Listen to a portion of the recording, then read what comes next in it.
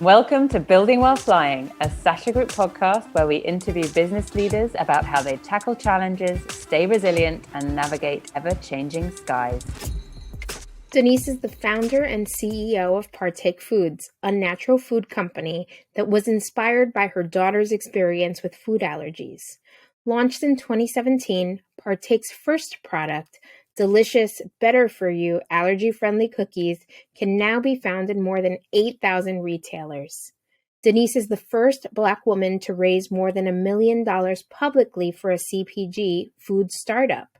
To date, the company has raised over $7.5 million from investors, including Rihanna, Circle Up, Growth Partners, and Marcy Venture Partners.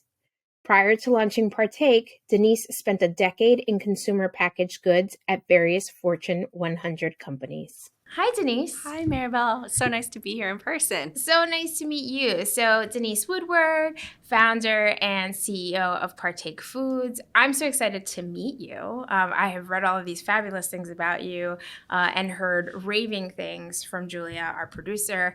And so I'm excited for our listeners to get to meet you. I'm going to jump around because that's what I do. And I feel like being an entrepreneur, right? There's no standard way that things happen. Very windy road. Right. So this won't be any different whatsoever. So thank you so much for carving out time to be with us. I know that you're super busy.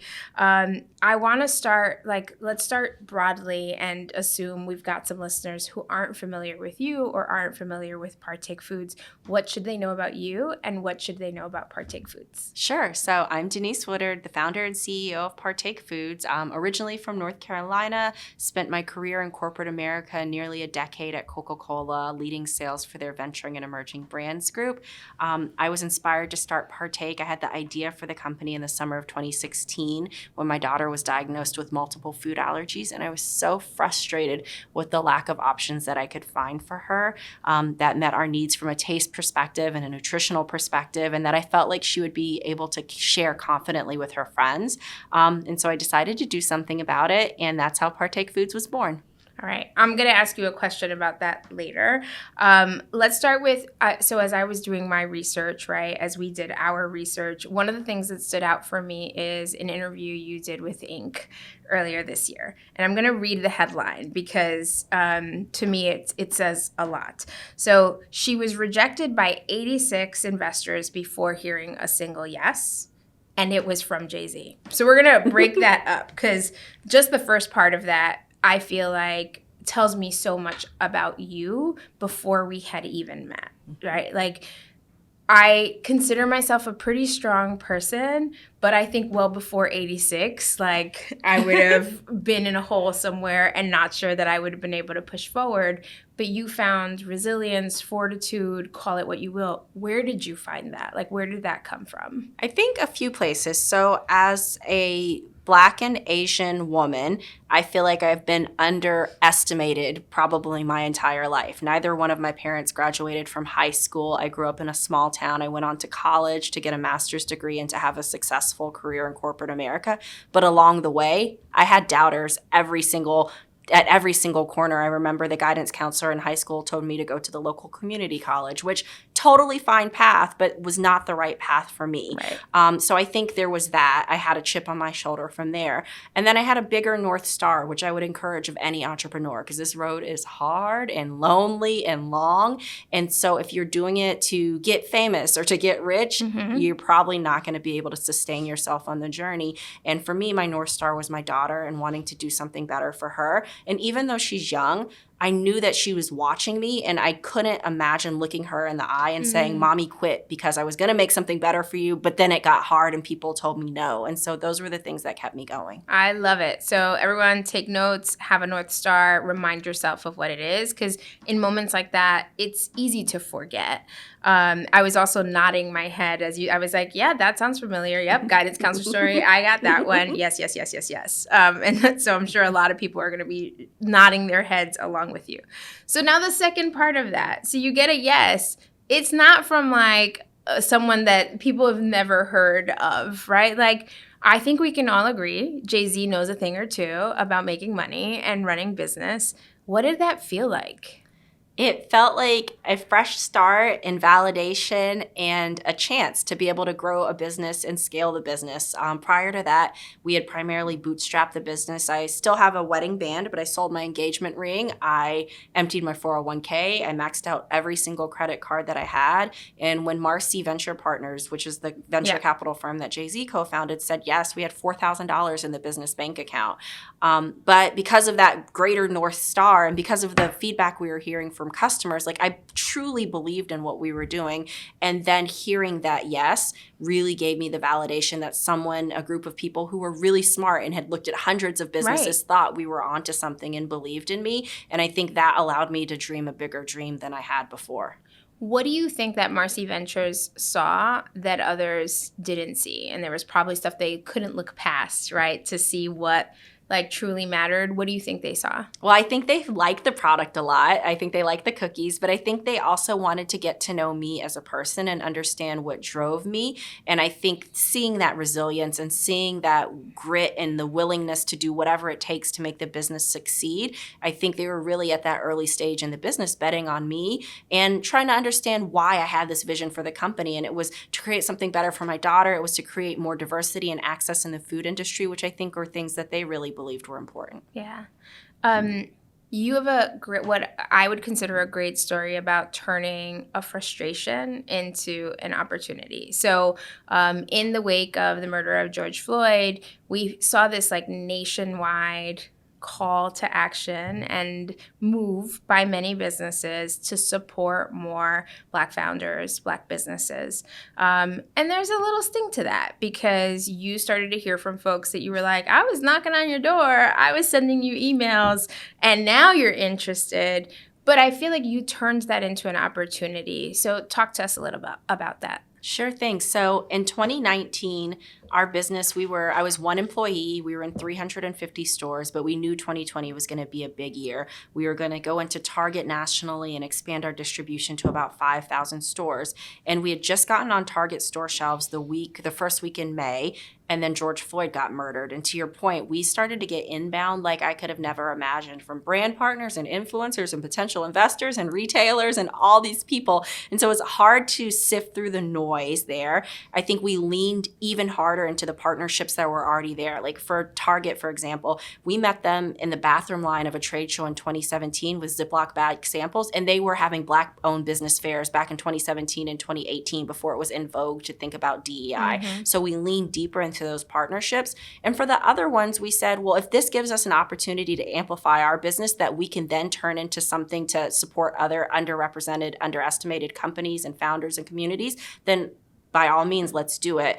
And one of the things that was born out of that was our Black Futures and Food and Beverage Fellowship program. We launched that in this fall of 2020 when we were just a team of 3. I was really frustrated with the lack of diversity that I was seeing in the food industry as we were looking to scale our company, and had that same experience in my corporate career when I looked around the room and there was no one who looked like me or had similar experiences. And I thought, well, what can we do about that? And so we partnered with several HBCUs to start a fellowship program. It's 8 weeks of the nuts and bolts of the CPG and food industry, and it culminates with a virtual career day, which I hope is in person at some point, where we've been able to bring partners like Chobani and Mars and Beyond Meat and PepsiCo to the table to help hire our students, our fellows, for job and internship opportunities. And so it was a very unfortunate circumstance and this totally overdue conversation, but then I felt a responsibility to try to do something good with that. Yeah, I think that's the reality of like the working world, right? Like when we come from places of,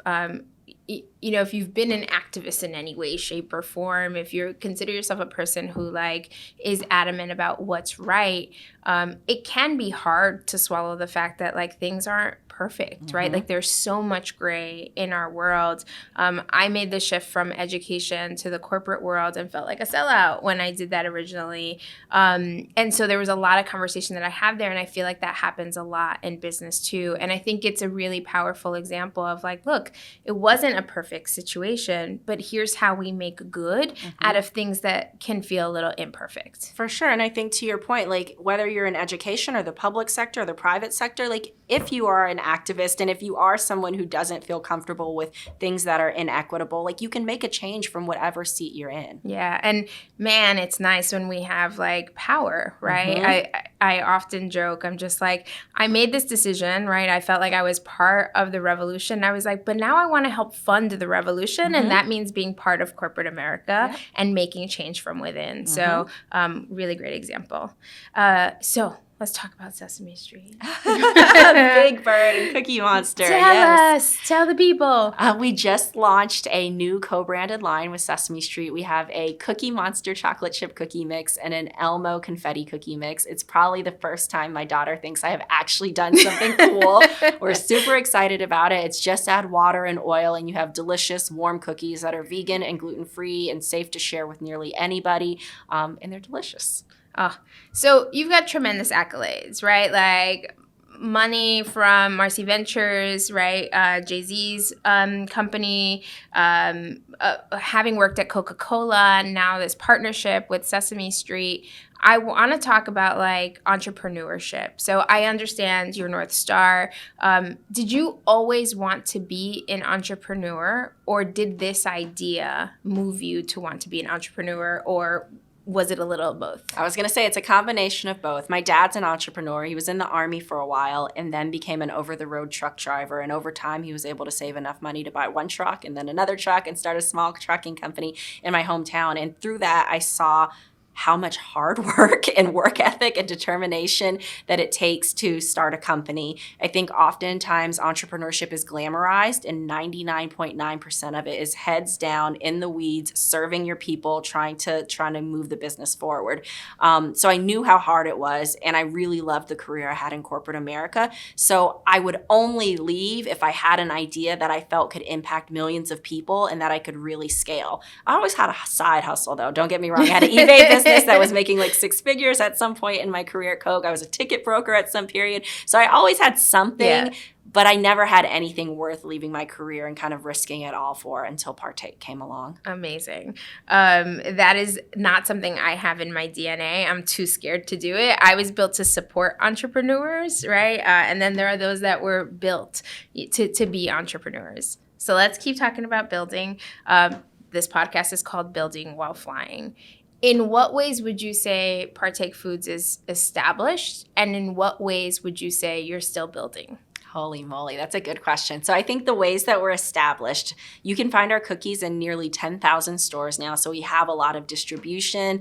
We have a super experienced team that I'm so grateful for. We have a contract manufacturing partner that's super buttoned up that we're scaling with. So I think there's a lot of fundamentals to the business that are we feel really good about. But the ways that we're still kind of building while flying, processes and procedures and all of those things that I kind of was like, oh, yeah, that stuff from corporate America. I see why it's really important as you scale the business. So we're starting to implement that. We're starting to implement feedback systems. Like I want to make sure our employees know what success looks like. I want to make sure that they're getting the support and the career development that they need. And so investing in learning and training and development for the team. So I think there's definitely a lot of places that we have to grow. But I'm really proud of how far we've come. Yeah, I feel like processes is one of those areas you're never done, right? Because the processes you need change as you get bigger. They change as you introduce like new areas of business.